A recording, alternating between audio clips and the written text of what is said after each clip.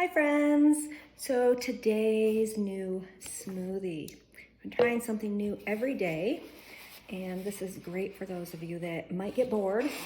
I'm really not one of those people, but creating recipes for you guys. So I'm going to start with our vanilla protein, and again you can use vegan or you can use whey. I use both because vegan is much more friendlier on your kidneys. So I try to get half of my protein every day from vegan sources. And so today I'm creating a very berry vanilla with a little bit of a twist. And so I've got blackberries, raspberries, really not measuring them out. I just had them washed and set aside. I'm gonna use frozen blueberries to make this a nice cold drink.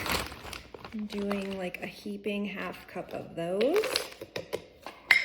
And what is my little secret today? I'm gonna put some espresso, a little bit of espresso in my smoothie. And so how much am I gonna put in there? And this is probably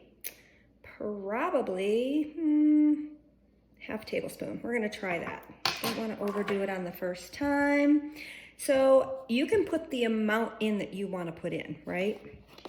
And then always non-dairy milk,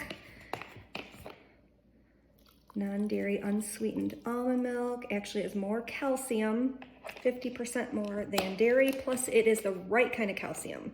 You know, dairy calcium actually leaches calcium from our bones.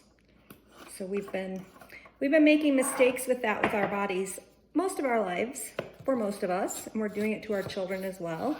So I'm gonna blend this and be right back. All right, time to taste it.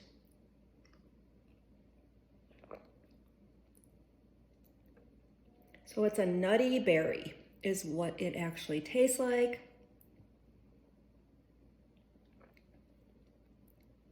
I like it. I would call it a win. And then I'm gonna get that little kick from espresso because if you're not familiar, girl likes her coffee.